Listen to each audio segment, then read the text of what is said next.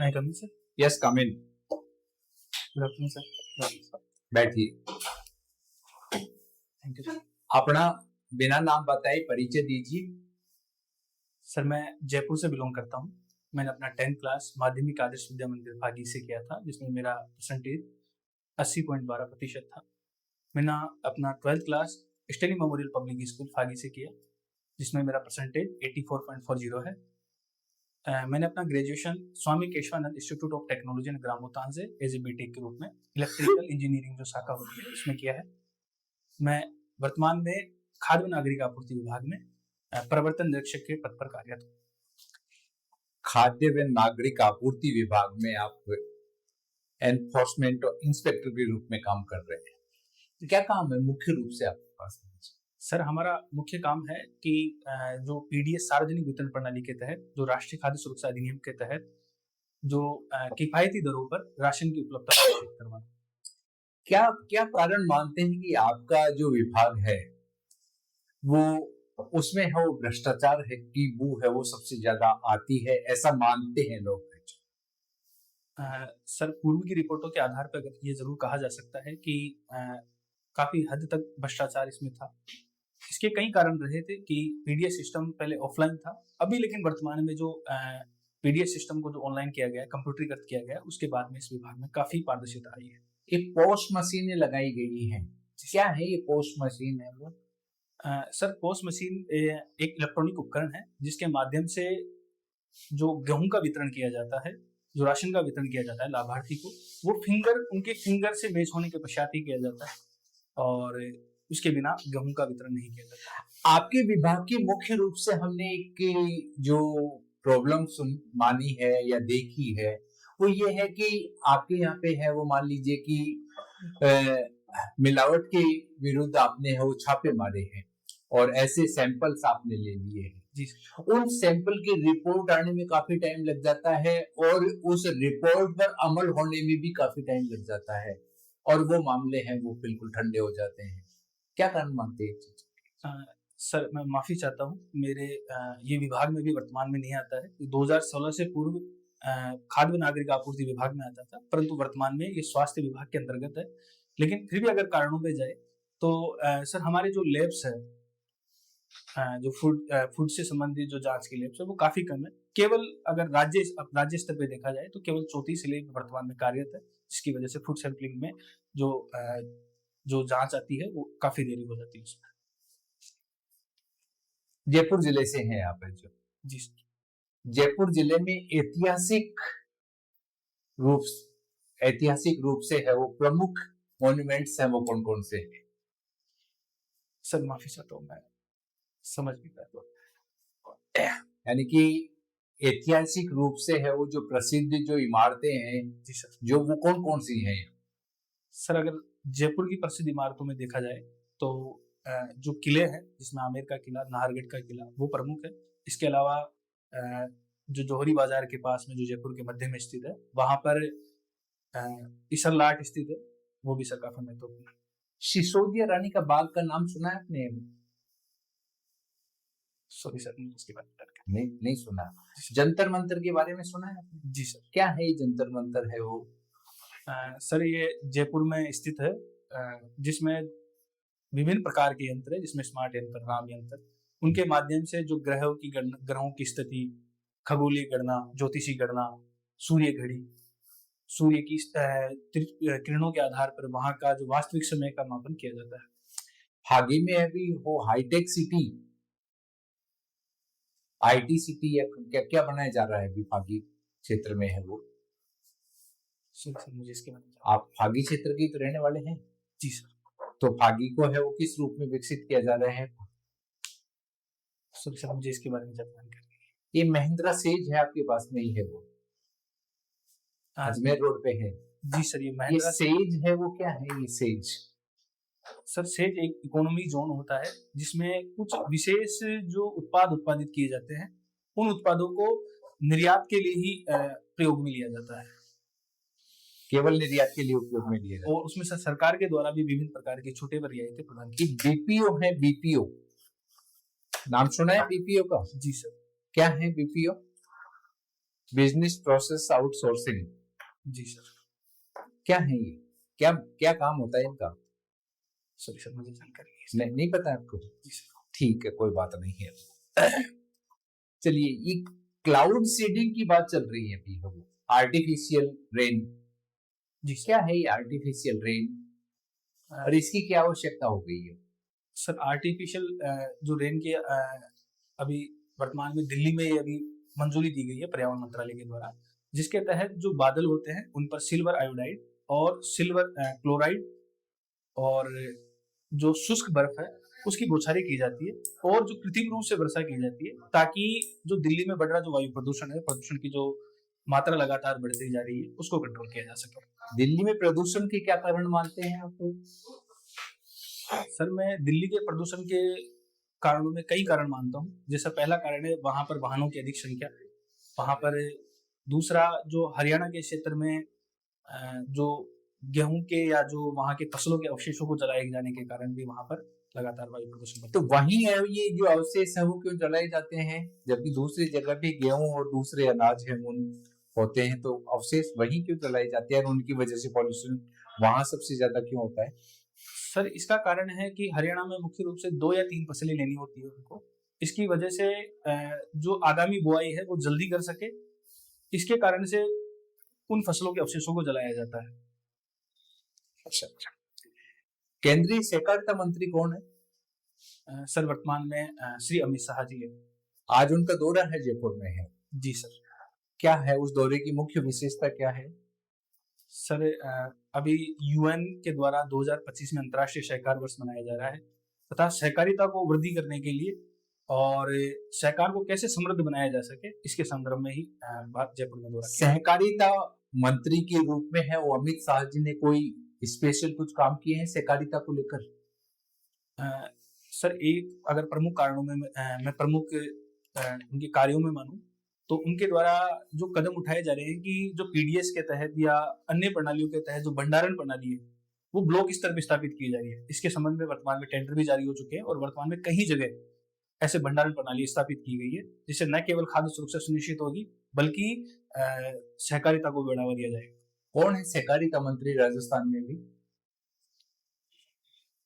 Sorry sir, मुझे जानकारी नहीं पता। अच्छा।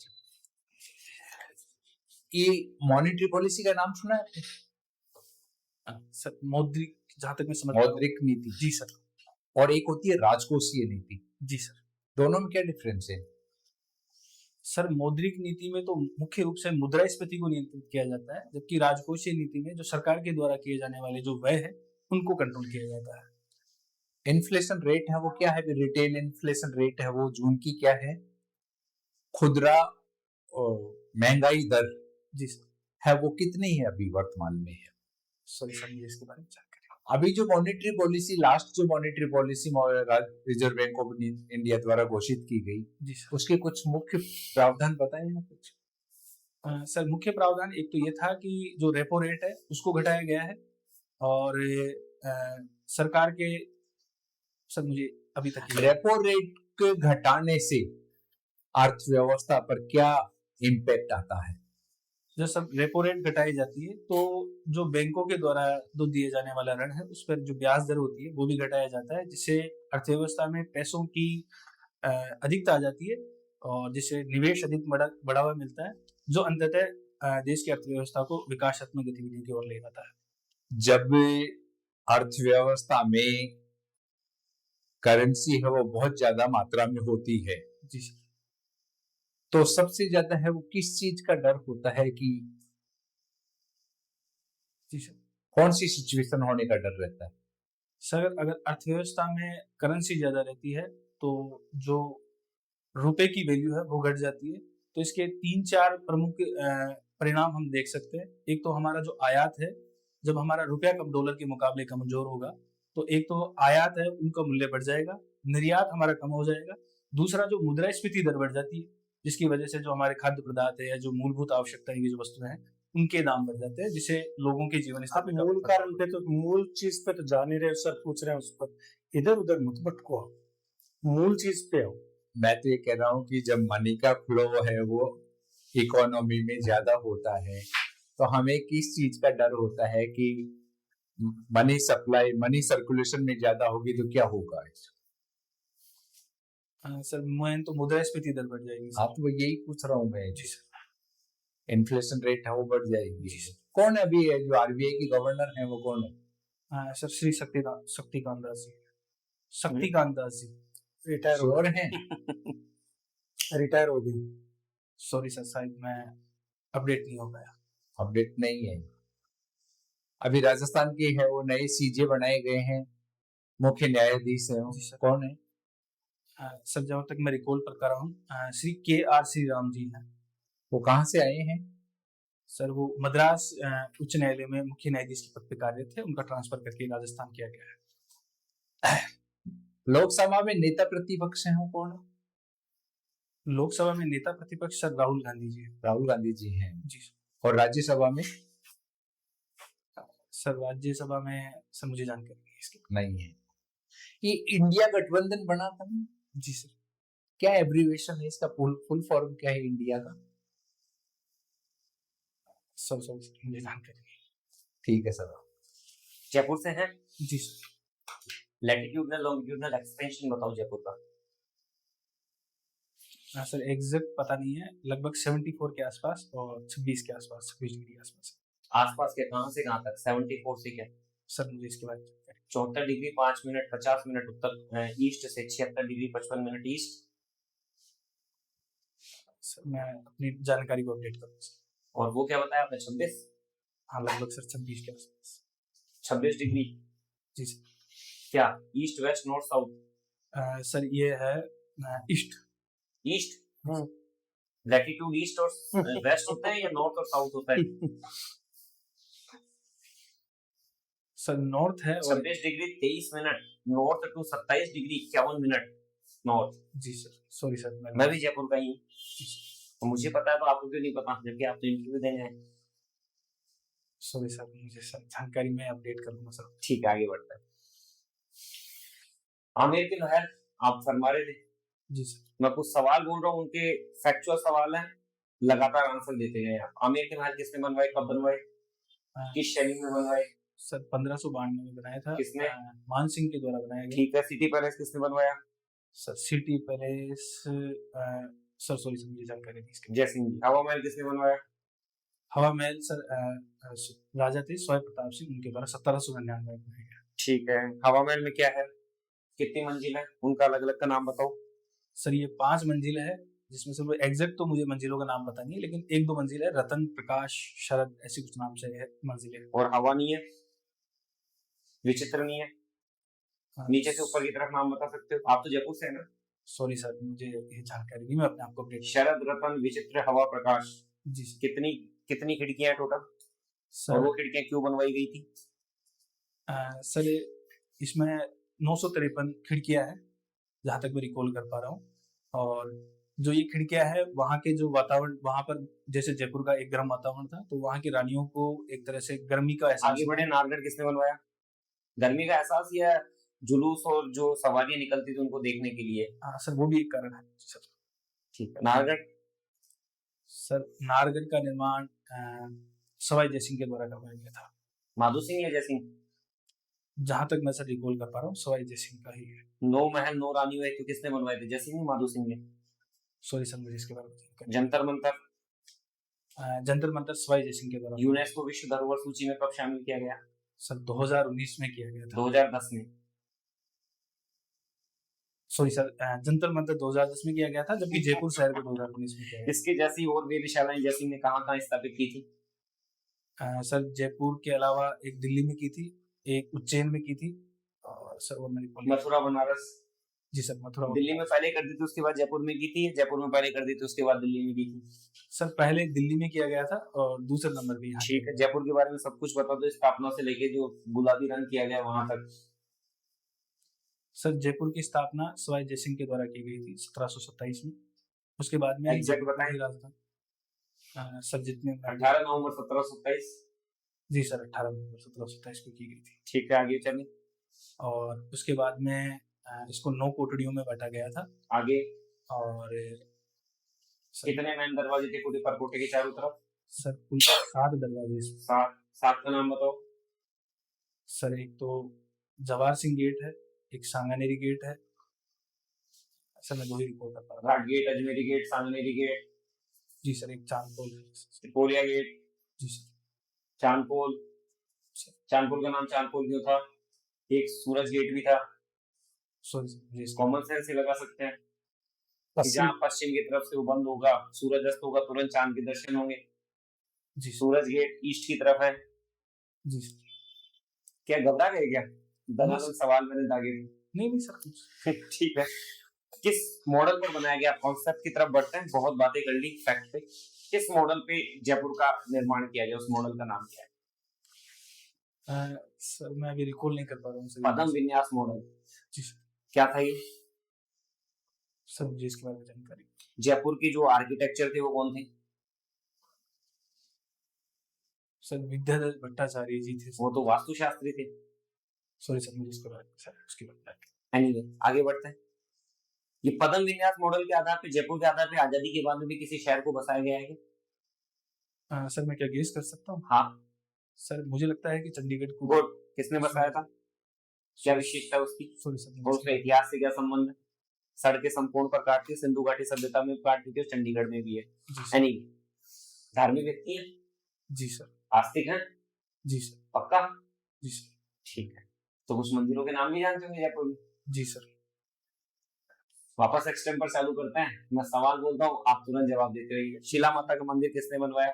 कैसे बनवाया? मूर्ति कहाँ से लाई गई थी और क्या मूर्ति की विशेषता है? सर शीला माता का जो मंदिर है वो राजा मानसिंह के द्वारा बनाया गया था। बंगाल में जो राजा केदार थे, वहां से ये मूर्ति लाई गई थी। बंगाल के शासक थे? बंगाल में भी किसी पर्टिकुलर जगह थी? सर पर्टिकुलर जगह का मुझे नाम पता नहीं। जैसोर। जी सर। ठीक है, आगे बढ़े। जगत शिरोमणि मंदिर। सर जगत शिरोमणि मणि मंदिर रानी कनकावती के द्वारा बनाया गया कौन था। थी रानी कनकावती?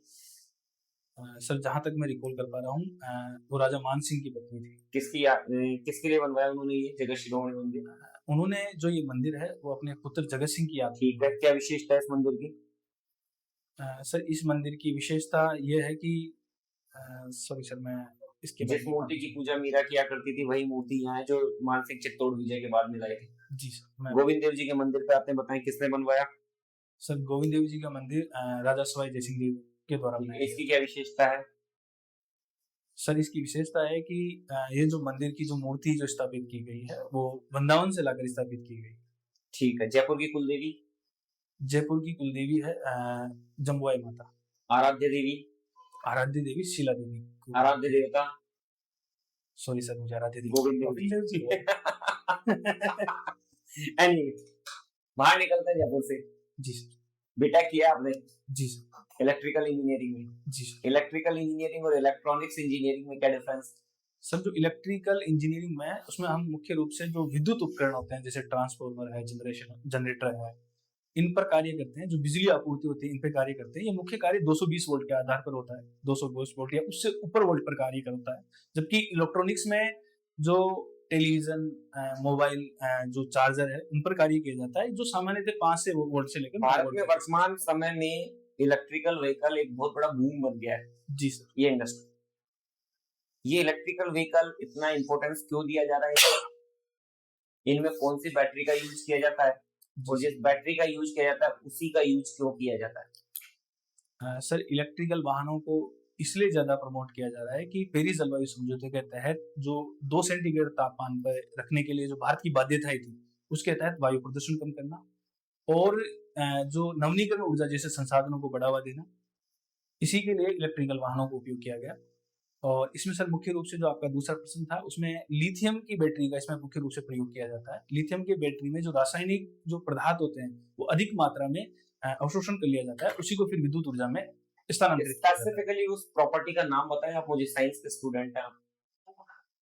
सॉरी सर, मुझे इसके बारे में जानकारी। एनर्जी डेंसिटी ज्यादा होती है लाइटर होने के बावजूद। जी सर। पेरिस जलवायु समझौते की बात कर रहे थे आप। जी सर। इस यात्रा को 1972 के स्टॉकहोम कन्वेंशन से चालू कीजिए। जी सर। और वर्तमान का जो लास्ट समिट हुआ जलवायु परिवर्तन सम्मेलन, वहां तक एंड कीजिए ब्रीफ पॉइंट बताते हुए। सर 1972 में सबसे पहले जो पृथ्वी का बढ़ता जो तापमान है उसको कंट्रोल करने के लिए सबसे पहला सम्मेलन हुआ था, जिसे हम पृथ्वी सम्मेलन के नाम से भी जाना जाता है। और 1992 में फिर इसका 20 वर्ष के बाद समीक्षा की गई। 72 से 92 के बीच में कुछ भी नहीं हुआ। सॉरी सर, मैं रिकॉल नहीं कर पा रहा हूँ वहाँ पे क्या था। WMO का गठन, वर्ल्ड मेट्रोलॉजिकल ऑर्गेनाइजेशन का गठन, उससे पहले 1988 के अंदर ये IPCC inter governmental panel on climate change का गठन। जी सर, इसके तत्वाधान में ये इसके रिपोर्ट्स को आधार बनाकर फिर अर्थ समिट। जी सर, ठीक है, 92 पे आते हैं, आगे बढ़े। 92 के बाद में सर फिर भी कई सारे सम्मेलन हुए, जैसे क्योटो प्रोटोकॉल या मॉन्ट्रियल प्रोटोकॉल। 92 में क्या हुआ जिसकी वजह से क्योटो प्रोटोकॉल आया? सर 1992 में जो पृथ्वी सम्मेलन हुआ, जिसमें विकसित देशों की जिम्मेदारी, विकसित देशों को जिम्मेदारी। कौन से संगठन बनाए गए आपको ये बताएं? सॉरी सर, मुझे अभी UNCCD, UNCBD, UNFCCC। जी सर, जैव विविधता के लिए, मरुस्थल को रोकने के लिए और जलवायु परिवर्तन का सामना करने के लिए। जलवायु परिवर्तन की मीटिंग में कौन सी मीटिंग थी? क्योटो प्रोटोकॉल, जिसका आपने नाम लिया, जिसको कॉप कहता है ना, कॉन्फ्रेंस ऑफ पार्टीज। जी sir, conference of party third, Kyoto protocol हो गया। क्या निष्कर्ष निकले उसमें? क्या करना था, कब करना था, कैसे करना था? सर इसमें 2005 एक डेट निर्धारित की गई, जिसमें 2005 ही डेट निर्धारित क्यों की गई? उसके बाद सर समीक्षा का प्रावधान रखा गया था कि हम 8 साल ही करके देखते हैं कि जो 8 वर्ष या 7 वर्ष? सर शायद 7 वर्ष भी हो सकती है, मैं प्रॉपर इसमें कंफर्म नहीं, आगे बढ़े। लेकिन जो 7 वर्ष में ये सुनिश्चित किया गया कि 7 वर्षों के बाद जो हमने लक्ष्य तय किए थे उन लक्ष्यों को कितना प्राप्त किया। ठीक है, और विकसित देशों में भी जिम्मेदारी सौंपी गई, उनको एनेक्स श्रेणी में आगे डाला बढ़े। गया। उसके बाद में सर क्योटो प्रोटोकॉल के बाद में मॉन्ट्रियल प्रोटोकॉल आता है, ठीक है। और उसके बाद में पेरिस जलवायु समझौता जो सबसे महत्वपूर्ण है, जो 2015 में लाया गया। पेरिस जलवायु समझौते का क्योटो प्रोटोकॉल से क्या लेना देना है, बस इसे बता दें आप। सर अगर संबंध इसे जोड़ना चाहे क्योटो प्रोटोकॉल से, तो 2015 जैसे 1997 में जो जिम्मेदारी विकसित देशों की सौंपी गई थी, उसी प्रकार से पेरिस जलवायु समझौते में भी जिम्मेदारी विकसित देशों की सौंपी गई कि जिस प्रकार से जो अल्प विकसित देश या विकासशील देश है, जो भी संसाधन जो एनर्जी को नहीं, इसका कार्यकाल 2012 में समाप्त हुआ, फिर लागू 2007 में हो पाया। जी, अब नए जलवायु परिवर्तन समझौते की आवश्यकता थी, जिसमें सहमति बनते बनते 2015 का समय आया। जी, उसका आगे कंटिन्यूएशन क्योटो प्रोटोकॉल का, वो पेरिस जलवायु समझौता। सर मुझे अभी जानकारी नहीं, मैं अपने आप को अपडेट करूंगा। ठीक है, एनीवे लास्ट सवाल है मेरा अब आपसे। संप्रभुता क्या है और क्या भारत संप्रभु राज्य है? सर संप्रभुता है कि जो भारत है अपने जो भी निर्णय है वो स्वतंत्र, किसी देश पे निर्भर नहीं है, वह स्वतंत्र होकर अपने निर्णय लेगा।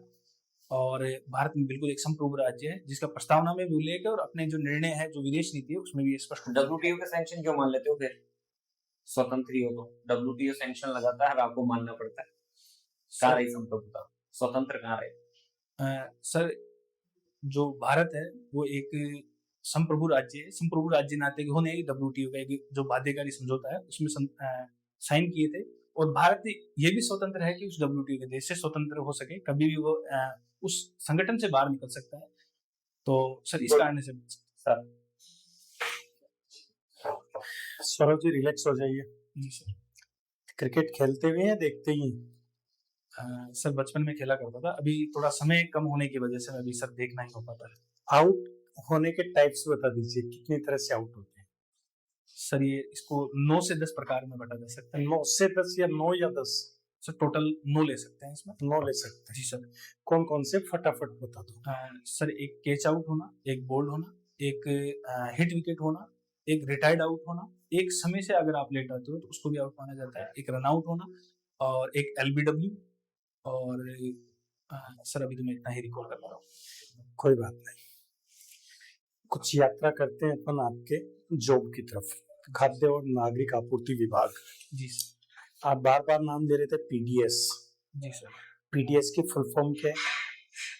सर इसका पब्लिक डिस्ट्रीब्यूशन सिस्टम, सार्वजनिक डिस्ट्रीब्यूशन सिस्टम। जी सर। ये लोक वितरण प्रणाली भारत में कब शुरू हुई? सर अगर पीछे का इतिहास देखते हैं तो 1960 के दशक में स्टार्ट हुई थी। 50-60 के दशक में। जी सर। ठीक है, क्यों शुरू हुई? सर किन परिस्थितियों में शुरू? सर भारत एक जनसंख्या काफी ज्यादा थी, और एक क्षेत्र में विशेष में जैसे पंजाब और हरियाणा में जो गेहूं का उत्पादन है वो काफी मात्रा में उत्पादित किया जाता था, लेकिन अन्य क्षेत्रों में भी इसको पहुंचाने के लिए ताकि समान रूप से वितरण सुनिश्चित हो सके और रियायती दरों पर। अकाल पड़ा था और अकाल के कारण एक एग्रीमेंट हुआ था इंडिया और अमेरिका का। एग्रीमेंट को याद कर पा रहे हो कौन सा एग्रीमेंट था? सर मैं जहां तक PL 480 इंडो यूएस एग्रीमेंट। जी सर। उसके तहत अमेरिका से गेहूं मंगवाए गए थे। जी सर। और उनकी लाने की लागत ज्यादा हो गई थी तो उनको कम कीमत पर जनता तक पहुंचाने के लिए पीडीएस की शुरुआत हुई थी। जी सर। ठीक है, आप जो कारण बता रहे हो वो रीजन सही नहीं है। अब आप पीडीएस जब बना तब से लेकर के आज तक वो फिर कैसे कैसे चेंज हुआ वो बताइए। सर 1960 में जब पीडीएस की शुरुआत कुछ मात्रा में कुछ जगह की गई जहां पर आगे बताते जब उसके बाद में 1970 के दशक में काम के बदले अनाज कार्यक्रम प्रारंभ किया गया था, मुख्य रूप से डेट 1970 की। उसके बाद में सर ये देखा गया है कि ये जो गेहूं का वितरण है या जो राशन का वितरण है वो उन लोगों तक नहीं पहुंच पाता जो वास्तव में वंचित है। इसके लिए 1992 में टीपीडीएस स्टार्ट किया गया। उससे पहले आरपीडीएस नहीं आया। टीपीडीएस से पहले आरपीडीएस 70-80 के दशक में रिवैम्प्ड सर मुझे इसके पब्लिक डिस्ट्रीब्यूशन सिस्टम। ठीक है, टीपीडीएस की विशेषताएं। टीपीडीएस में ऐसा कोई वर्ग जो पहाड़ी क्षेत्र है, आदिवासी क्षेत्र, सुदूरवर्ती और दूर दराज के क्षेत्रों में ऐसा था। जी सर। ठीक है, बफर स्टॉक क्या है? सर बफर स्टॉक होता है कि जो एक ऐसा स्टॉक जिसे किसी भी प्रकार की अगर कोई अकाल पड़ता है या खाद्य संकट पीडीएस से अतिरिक्त नहीं स्टॉक इसी के अंतर्गत माना जाता है। पीडीएस सिस्टम से भी बफर स्टॉक से ही पीडीएस सिस्टम का सार्वजनिक वितरण होता है। अच्छा जी सर, बताइए। तो ऐसे कोई खाद्य संकट आए या अकाल पड़े या जैसे महामारी जैसी कोई आपातकालीन परिस्थितियां बोल देते हैं एक शब्द में। ठीक है, बताइए क्या है आपातकालीन परिस्थितियों में? आपातकालीन जो परिस्थितियां होती है उसमें जो गेहूं का जो वितरण है, केवल गेहूं चावल जो भी राशन सामग्री जो मूलभूत आवश्यक अनाज बोलिए।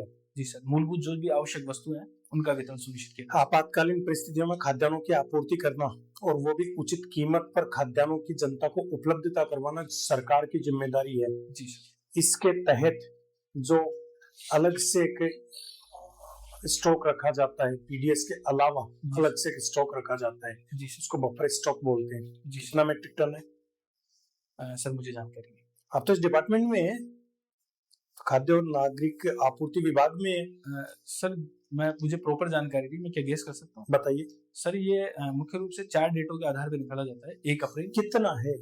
सर वो अलग अलग मात्रा होती है, जैसे किसी टाइम जो जुलाई का समय होता है उस टाइम थोड़ा कम रखा जाता है, जैसे 60 मिलीलीटर। बफर स्टॉक में सेम रखा जाता है। सॉरी अवगत करवा, मुझे जानकारी नहीं। ठीक है, बफर स्टॉक ये आपका पीडीएस है, ये कार्य किसके माध्यम से किया जाता है? कौन सा डिपार्टमेंट है?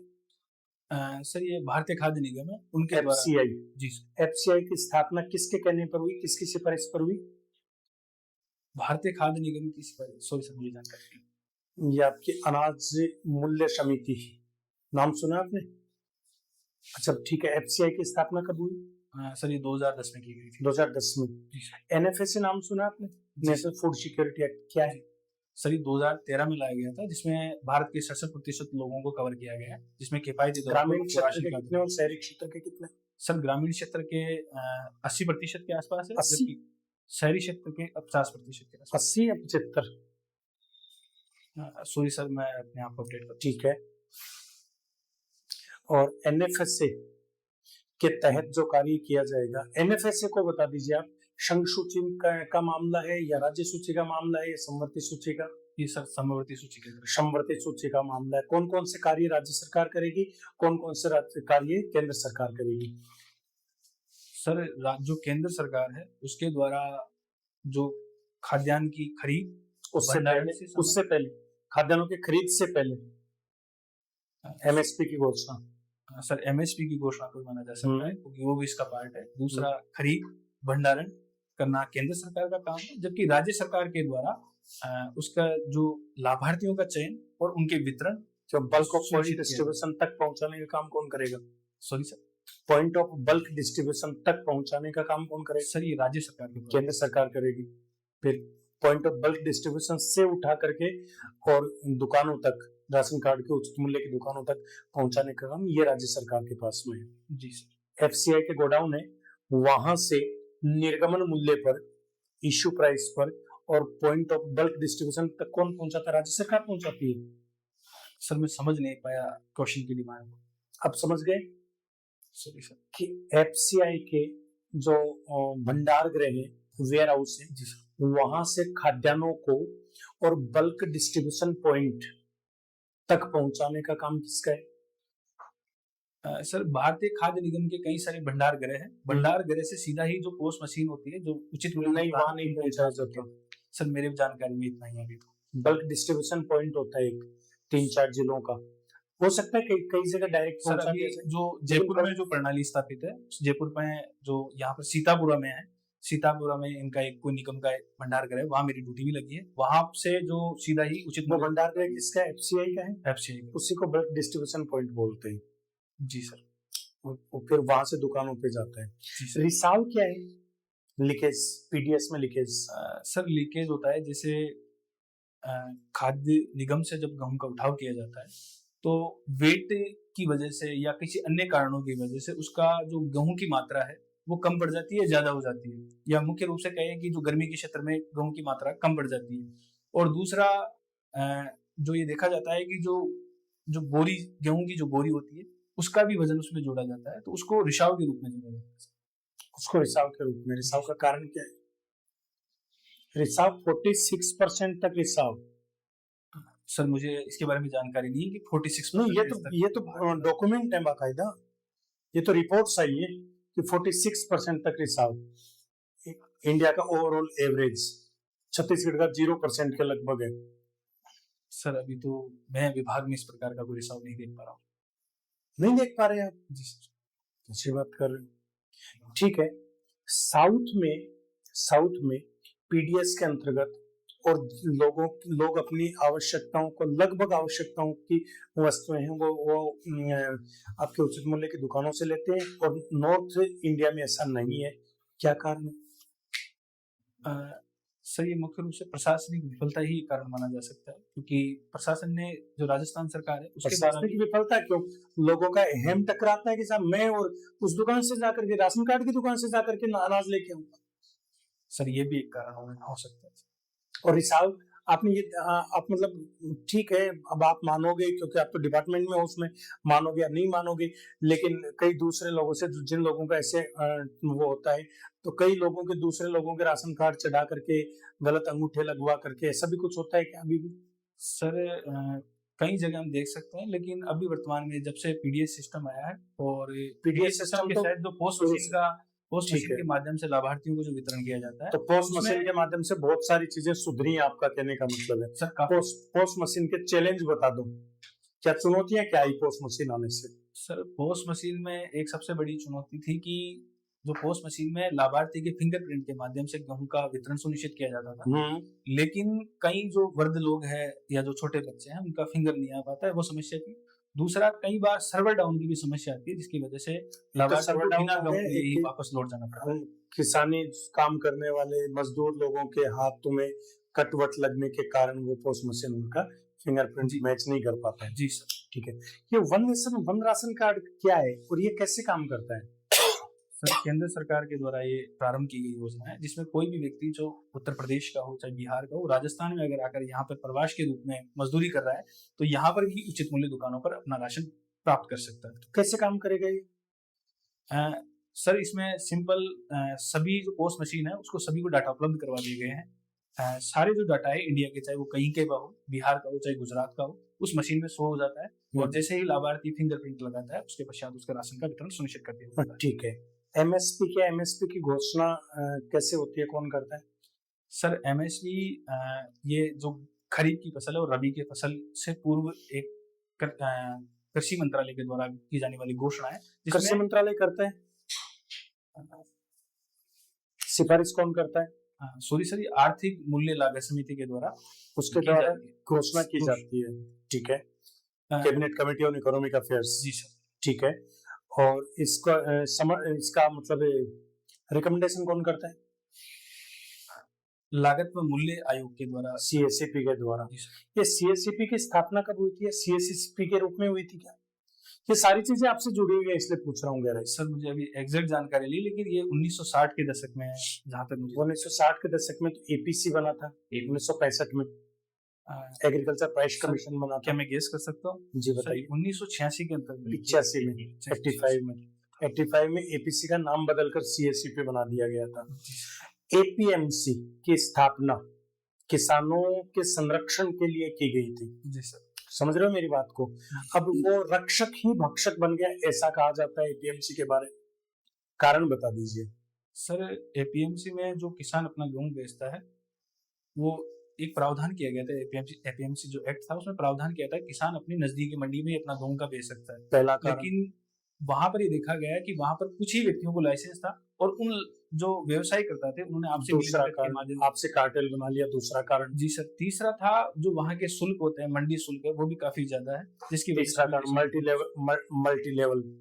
वो बहुत सारी जगह अलग अलग जगह जाओगे, इसकी वजह से किसानों को उनकी उपज का उचित मूल्य नहीं। तीसरा कारण। जी सर। और सर मैं अभी तो इतना ही रिकॉल कर। वो इतनी आड़त लगेगी, इतना गर्दा उसमें से जाएगा, इतनी पल्लेदारी लगेगी, एक ये कारण था। जी सर। इसके अलावा कॉन्ट्रैक्ट फार्मिंग को परमिशन नहीं दी गई। जी सर। कॉन्ट्रैक्ट फार्मिंग क्या होती है? कॉन्ट्रैक्ट फार्मिंग सर एक किसान और जो व्यापारी या कोई निर्यात करता है उसके बीच में एक समझौता होता है कि जिसके तहत किसान कौन सी फसल बोएगा, कितनी मात्रा। किनके बीच में? किसान और एक अनुबंधन करता, जो व्यवसाय करता भी हो सकता है, कोई निर्माण करता भी हो सकता है, खाद्य प्रसंस्कृत करता भी हो सकता है। ठीक है। उनके बीच में क्या अनुबंध होता है? कि किसान के द्वारा कौन सी फसल बोई जाएगी, उसका मूल्य कितना होगा, कितनी मात्रा में रासायनिक उर्वरक व कीटनाशकों का प्रयोग। क्या अनुबंध होने के बाद में किसान को मजबूर किया जाता है कि साहब आपको इस मूल्य पर और उस कंपनी को ही माल बेचना पड़ेगा अगर मार्केट में उससे ज्यादा मूल्य है तो? सर अभी तक का जो अनुबंध कृषि का जो मॉडल आया है उसमें तो किसान को ये बाध्य किया जाता है कि नहीं, बाध्य नहीं किया जाता। सर सॉरी सर, मैं आपको अपडेट सर। सौरभ जी, अभी नाटो और ब्रिक्स, नाटो वर्सेस ब्रिक्स एक बहस छिड़ी हुई है। जी सर। बहस का क्या मुद्दा क्या है?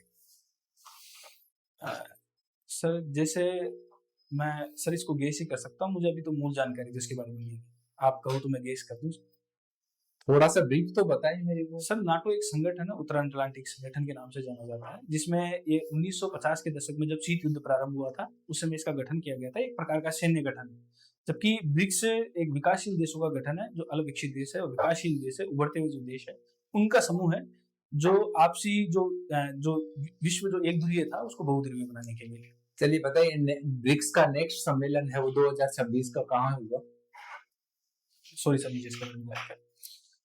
चलिए ठीक है, आपका साक्षात्कार हो गया। Thank you sir.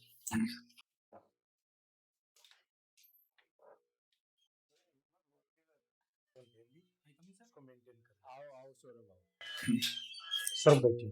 Thank you sir. Saurabh कैसा महसूस कर रहे हो? सर ऐसा लग रहा था जैसे पत्थर गिर रहे हो।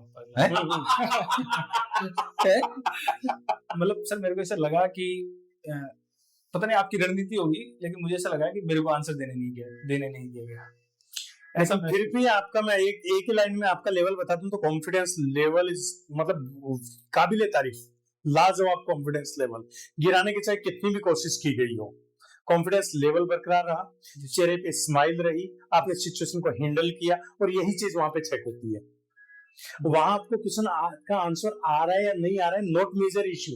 वहां पे चेक करते हैं आपके कॉन्फिडेंस का लेवल क्या है, आप सिचुएशन को हैंडल कर पाओगे या नहीं कर पाओगे, आप कंप्लीटली उसमें सक्सेस रहे। चाहे वो सर ने किया हो, सर ने जयपुर के बारे में किया हो, चाहे मैंने आपके जॉब रिलेटेड किया हो, 80% क्वेश्चंस के जवाब भी आपने सही दिए। हो सकता है कहीं कहीं देखो वो एक जल्दबाजी में भी कि भाई इधर से इतना वो नहीं होगा, एकदम इजीली पूछा जाएगा, लेकिन ज्यादा क्वेश्चन आपके या तो जयपुर के बारे में या फिर आपकी जॉब प्रोफाइल है, जॉब प्रोफाइल पे PDS हो गया, MSP ये आपका पब्लिक डिस्पोजल सिस्टम हो गया, MSP हो गया, APMC हो गया, बफर स्टॉक हो गया, इनको आपको पूरा देखना है। अब PDS में कुछ कमियां हैं, कमियां आप देख के जाना। छत्तीसगढ़ का PDS model the best PDS model है वर्ल्ड का। सलमान 0% इंडिया सर, का एक आपने बोला 46% हाँ है, वास्तविकता है ये। सर 46 ऐसा हो गया कि जैसे 100 किलो यहाँ भेजेंगे तो वहाँ 97% है। मैं त्रिपुरा का है या उनमें से कोई से एक स्टेट का 97%। तो वो तो Indication। चीजती है फिर वहाँ पे वो क्या सर मतलब है? 90% का मतलब 100 में से 97 किलो बीच में गायब हो रहा है। हाँ 100 में से 97 ऐसा नहीं है सर, जयपुर में तो बिल्कुल भी नहीं। आप ऐसे मान लो 1 या 2%। एक सेकंड आपको मैं शायद रिपोर्ट में बताता हूँ। सर रिपोर्ट ये 2010 की रिपोर्ट होगी। आज जो इसमें इतना सुधार आया है, लगभग 90%। जो अगर सबसे ज्यादा कोई डिपार्टमेंट सुधरा होगा तो वो food and civil supply department है। 90% का इसमें आप सबसे बड़ा रोल मानते हैं? सर ऑफिसर का नहीं सर, इसमें जो ऑफिसरों ने भ्रष्टाचार किस किया। ऑफिसर का सबसे बड़ा रोल मानते हैं जिसने ये सब काम कर दिए? मैं नाम भी बता देता हूँ आपको। सर मुझे इसके बारे में मिस्टर गौरव चतुर्वेदी, RS ऑफिसर 98 बैच। जी सर। जब पहली बार हेम सिंह बढ़ाना साहब के टेन्योर के अंदर इसको ऑनलाइन सिस्टम किया गया पूरा। जी सर। बढ़ाना साहब से पहले नहीं था। जी सर। इन सब चीजों को भी आप थोड़ा ठीक से प्रिपेयर करें। ठीक सर। क्या रिवोल्यूशन किया उन्होंने कि पूरा इसको IT से रिलेटेड कर दिया, मैन टू मैन इंटरेक्शन ही खत्म कर दिया। हाँ, आप समझिए, राजस्थान के मॉडल को भी समझिए जी सर। कि क्या जैसे आपने कहा नहीं सर जयपुर में नहीं है, इतना जोरदार हुआ कैसे कह सकते हैं साहब? हेम सिंह बढ़ाना साहब का कार्यकाल था, पूरे सिस्टम को सर ऑनलाइन कर दिया और लीकेज को मिनिमम से मिनिमम करने की कोशिश की, जिसमें एक ऑफिसर का सर मैंने वहां डिफेंड करने की कोशिश की क्योंकि मैं नहीं मान रहा था, तो सर वो क्या करता फिर मैं 46% एक राजस्थान का PPP मॉडल भी है PDS में, वो भी देखना। जी sir. Public private partnership model भी है, पढ़ना एक बार। ये बता देगा, गूगल बता देगा सारी चीजें। PDS का PPP मॉडल सर राजस्थान का। 4-5 दिन में तैयारी करना है। तो ये थोड़ा सा देखना, अपनी जॉब प्रोफाइल से इधर उधर कम ही जाएगा, या तो करंट इश्यूज पे जाएगा। अब वो मत देना कहीं वो अब हाँ हो गया है आपका, क्योंकि कहीं आप जाइए, कहीं आपको जो आपकी कमियों के बारे में वो डिस्कस करने लग जाए। सर मेरे को तो अभी भी लग रहा है बहुत सारी कमियां हैं। मैं आपको कह रहा हूँ श्योर सिलेक्शन है भाई। देखिए 100 में से 100 कोई नहीं होता। कॉन्फिडेंस लेवल बताया, सर ने बताया, कॉन्फिडेंस लेवल देख रहे हैं आपका, जो आपकी एनर्जी लेवल है वो देख रहे हैं। ये तो साफ करके रहना है। नहीं ये सर क्या 20 तारीख को क्या अच्छा क्लीन आ जाता है थोड़ा? अरे यार 20 को क्या एक बार पहले करके देख, नहीं कर लिया इसको और कर लेना है। कर लिया सर। उसने ये बोला है कि आप 8-10 दिन इसको बढ़ाओ ताकि क्लीन अच्छा आएगा चेहरा थोड़ा। इसलिए थोड़ा मैं बार-बार की बात मान रहा हूँ। ठीक है जी सर। थोड़े मैंने स्पीडी क्वेश्चन इसलिए दागे कि मैं मैक्सिमम चीजें पूछ सकूं आपसे, क्योंकि मैं अभी जयपुर से हूँ। न केवल क्वेश्चन दागे बल्कि उनके मैंने अप्रोप्रिएट जवाब भी इसमें लिख दिए, है ना। कुछ मामलों में फैक्चुअली आप गलत थे तो वो आप नहीं बोले, जहाँ आप श्योर है सिर्फ वही बोले, है ना। जो जहाँ गलत थे वो भी मैंने इसमें लिख दिया है, उसके आंसर क्या थे वो भी मैंने इसमें लिख दिया, जो मुश्किल से 15 मिनट में आपका तैयार हो जाएगा। ठीक है। दूसरी बात जो मैं कहना चाह रहा था, जैसे आप हॉबीज है, कंसेप्चुअल और सिचुएशन बेस्ड क्वेश्चन का आपने बहुत अच्छा शानदार जवाब दिया, जिसमें बहुत कन्विंस था कि क्या भारत संप्रभु है, तो आपने संप्रभुता बताया। तो हालांकि खैर वहाँ थोड़ा सा डिफाइन करने के लिए बोल रहा हूँ, आंतरिक मामलों में सर्वोच्च और बाह्य मामलों में स्वतंत्र। आप सिर्फ भारत स्वतंत्र यहीं तक लिमिटेड रहे, बाकी उसका आंसर जोरदार था कि हम चाहे तो अलग भी हो सकते हैं, हमने डिसाइड किया ना हम किसके मेंबर बनेंगे, वो बाध्यता भी हमने हमारी इच्छा से हम पर थोपी है, इसलिए हम संप्रभु। तो वो मुझे अच्छा लगा उसका आंसर आपको, लेकिन उसको और क्लियर कर पाए। आउट होने के तरीके में सबसे आसान तरीका स्टंप भूल गए, और हैंडल द बॉल आउट। अगर गेंद को आपने बीच से पकड़ लिया तो आप आउट हो जाओगे। थोड़ा सा जयपुर में मैं और कोशिश करता हूँ कि अगर मान लीजिए मेरे, क्योंकि अमूमन ऑफिसर सर जयपुर से रिलेटेड होता है सर, जयपुर तैयार करूंगा मैं भी। क्या नहीं, पर मैंने जयपुर करना, एक आपका जॉब प्रोफाइल तैयार करना। सर ये PDS वाला भी नहीं पढ़ा मैंने अभी तक, है ना। हाँ ये एनफोर्समेंट इंस्पेक्टर को, एनफोर्समेंट का क्या मतलब है यहाँ पर, उसको भी आप थोड़ा सा तैयार कर ले। सर यही करेक्ट। सब कुछ अच्छा लगा, लेकिन बीच में थोड़े से मुस्कुराहट भी दे दिए करो, ऐसा लगा कि वास्तव में आपको लग रहा है कि बाटे ही मार रहे हैं यहाँ पे। इसको रीड करके देखो। मैं ये सोच रहा था सर अब तो बचूंगा, यहाँ बचूंगा, लेकिन तीनों पे अटैक हुआ भयंकर। और अगली ये देखिए, आपके डिपार्टमेंट में इतने भ्रष्टाचार के मामले क्यों आते हैं, तो थोड़ा सा उसको देख लें। हालांकि अपने डिपार्टमेंट को डिफेंड करें, लेकिन हालांकि कुछ मामले सर हालांकि ऐसे अमूमन पकड़े जाते हैं, लेकिन वो अपवाद हर जगह हो सकते हैं, ऐसा आप उत्तर देकर के बचने की कोशिश करें। जी देखिए इसमें लिखा है सारा नीचे नीचे, जो मैंने अभी आपको बताया वो लिख भी दिया नीचे। पीडीएस हो गया, एमएसपी हो गया, ये सारी चीजें देख के बिल्कुल सर, मैं इसको देखूंगा सर। नहीं, मैंने सर इस पे हकीकत में तैयार नहीं नहीं, किया। और अभी 3-4 दिन आप इनको आप 2-3 दिन जितना देख समय आपके पास है अब ना, और ये उतना पर्याप्त है, आप उतने समय में भी ज्यादा आपने- बिल्कुल आप उन लोगों के पास मत बैठिए बिल्कुल भी जो थोड़ा सा कमी ढूंढ रहे हो आप पे, वो वहाँ उनसे इग्नोर रहिए आप। आपका अब लेवल self वास्तव में motivated आपका हो। कॉन्फिडेंस लेवल और सिचुएशन हैंडल करना काबिले तारीफ है, वास्तविकता है। नहीं अच्छा है। आप इस लेवल को मेंटेन करके पिछली बार कितने नंबर मिले थे इंटरव्यू में? सर पिछली बार 55 ही मिले थे 2018 में। 55 कम नहीं है भाई। सर उसमें नीचे से 30वें नंबर पे था मैं। मैंने वो क्या इंटरव्यू के मार्क्स गए थे, उस वक्त 350 लोगों को 80 नंबर मिले थे एक मार्कशीट। उस टाइम के हिसाब से 2018 के टाइम। उस टाइम के हिसाब से आज तो 55 नंबर बहुत होते हैं, 55-60 अभी नंबर तो अच्छे हैं। वर्तमान में एवरेज 55 से 70 अधिकतम मान लीजिए, हाँ। जैसे हालात सिचुएशन। लेकिन जो कॉन्फिडेंस लेवल आपका है ना, उसमें 60-65 नंबर आराम से। सर एक मेरे को एक समस्या आ रही थी, जैसे कई बार क्या होता है, जैसे आपने प्रश्न पूछा वो वहां भी हो सकता है, मैं इस चीज को मानता हूँ कि जैसे आपने प्रश्न पूछा और मेरा जब प्रश्न को बीच में जैसे आंसर को काट दिया जाता है, या उस समय दशा में क्या करें, या उनका गलत जब लगे। आपके आंसर को काटा जाता है, आप वहीं रुक जाइए, आप वहीं रुक जाइए। जी सर। आप आंसर दे रहे हैं, या तो सामने वाले को ये समझ में आ गया कि आपको ये चीज आ रही है और आप सही जा रहे हो, इसलिए वो वहीं काट ज्यादा देगा। कैसे पूछ सकूं इससे, और ज्यादातर मामलों में यही है कि वो आपसे संतुष्ट है, संतुष्ट हैं, तब जब उसको पॉजिटिव लेना चाहिए, काट रहा है, उसको पॉजिटिव लें आप। जी जी जी जी। और या फिर वो वहीं से आपने कोई वर्ड बोला और वहीं से बीच में से कोई क्वेश्चन पूछना चाह रहा है, तो वो बीच में आपको टोकेगा। तो आपको जैसे ही वो टोकता है, बीच में मेंबर टोकता है, आपकी वहीं आप स्टॉप कर जाओ, वो आपका वहां फिर से सुनो कि क्या बोल रहा है। देख लेता है, डायरेक्शन देख लेता है कि पता सही लग दिशा जाता में है जा रहे कि तुम सही चल रहे हो, सही दिशा में जा रहे हो, तो फिर पूरा सुनने का मतलब नहीं है मतलब कोई। नहीं है वो। जी सर। अगर एक एग्जामिनर के एक इंटरव्यूअर के क्वेश्चन में दूसरा इंटरव्यूअर अगर क्वेश्चन रेज कर देता है आपको बीच में टोकते हुए, जी तो पहले आप उनसे अनुमति लें कि सर अगर आप अनुमति दे तो मैं सर के क्वेश्चन का हाँ। आंसर दूं, या उनसे कहें कि सर अगर अनुमति हो तो पहले मैं इसका उत्तर दूं। दोनों में से कोई कह देगा हाँ ये दो या ये वो दो, तो फिर वहां चालू करें, और जहां स्टॉप कर दिया वहीं स्टॉप हो जाओ। जैसे मैं अपनी बात समझ में आ जाता पहले शब्द से कि इसको जवाब आ गया, जी सर। तो आप उसको कॉन्फिडेंट फील करें कि उनको ये पता चल गया कि मैं अपनी बात करने और मैं सही चल रहा हूँ। मैं सही चल रहा हूँ, ये तो कॉन्फिडेंस की बात है। इंटरव्यू दौरान मैं महसूस कर रहा था। बिल्कुल बिल्कुल, ये अच्छी बिल्कुल। पॉजिटिव साइन है। ऑलरेडी आप सिलेक्टेड है, तो यार आपको और अलग भाई यहाँ मॉक इंटरव्यू देने आप आए, जी सर। तो जितना आपको आता था वो तो आप सेलेक्ट हो गए तभी तो आया। जी सर। इससे बियॉन्ड क्या सिचुएशन हो सकती है, वही तो हमारा मकसद था। इसको ये लिया क्यों जाता है, ये देख करके क्या पता चलता है, ये तो चलता है कि अब इसको आगे के लिए और तैयार करो। जी सर। तो वो आपने सही कहा, इंटेंशनली किया गया है आपके साथ ये, हाँ वो सर। ताकि ऐसी भी कोई सिचुएशन हो, हालांकि चांसेस बहुत कम है, तो आप उस सिचुएशन से भी ओवरकम करके खुद का बेहतर प्रदर्शन कर सके। क्योंकि मॉक ड्रिल का मतलब ये होता है कि अचानक से अगर कोई चीज हो गई, तो मॉक इंटरव्यू का मतलब वही है कि आप यहाँ से सीख कर क्या गए, ना कि यहाँ से कितने सवाल लेकर गए। जी सवाल तो कोई भी दे देगा, दोनों चीजों सवाल में का difference आदमी समझ में आ अलग रहा है चीज आपको? है। सौरभ, दोनों चीजों में डिफरेंस समझ में आ रहा है आपको? मैं समझ पा रहा हूँ सर, क्योंकि वो ऐसी स्थिति भी पैदा हो सकती है, ये वाली जो स्थिति है ये कोई क्रिएट ही नहीं कर सकता, है ना? क्योंकि और वहाँ पूरा फैक्ट्स पे भी चल सकता है, राउंड मतलब जो रैपिड फायर फैक्ट तो हो फैक्ट सकता है, वाले सर ने पूछ लिए, हाँ। मैंने आपके जॉब रिलेटेड सारे पूछ लिए कि ये हो सकता है, सर ने बाकी ओवरऑल पूछ लिया। तो कहाँ कहाँ क्या क्या हो सकता है, एक तो आपको ये पता लग गया सबसे बड़ी चीज कमियां कहाँ ये कहाँ है। पूरा पेज कवर हो गया आपका, जी सर। है ना? और बाकी सिचुएशन कुछ भी हो सकती है, बट मैं अभी भी आप कर रहा हूँ, इस बार आपके 60+ मार्क्स होंगे इंटरव्यू में, आप देखिएगा। कॉन्फिडेंस लेवल और स्माइल को प्रॉपर रख लेना, बस इसमें साफ लिखा है, मैंने स्पष्ट लिखा है। और सही था सर। जो ये हम बिल्कुल, आप बिल्कुल। 1 सेकंड 5 से 10 सेकंड के लिए बाहर जाते हैं, इतनी देर में तो हम इवैल्यूएट कर लेते हैं हाँ। आपकी कॉन्फिडेंस लेवल।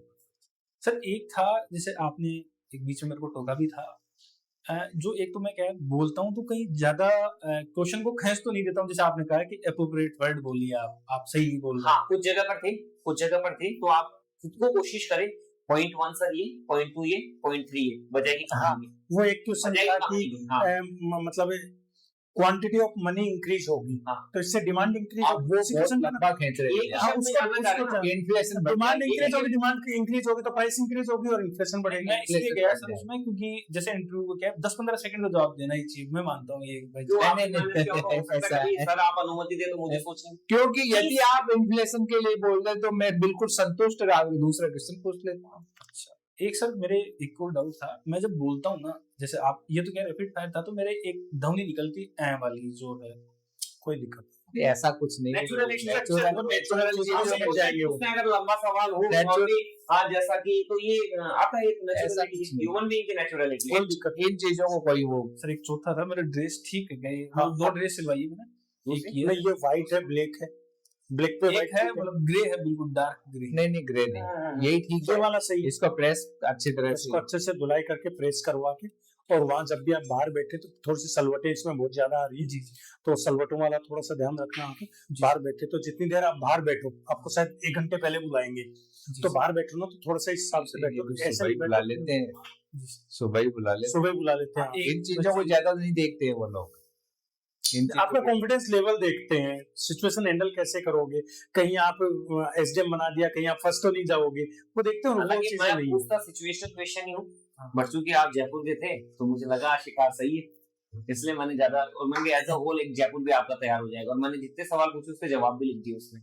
ठीक है, मैं ऐसा करूंगा। ठीक ओके ठीक है। Okay, best of luck. Thank you.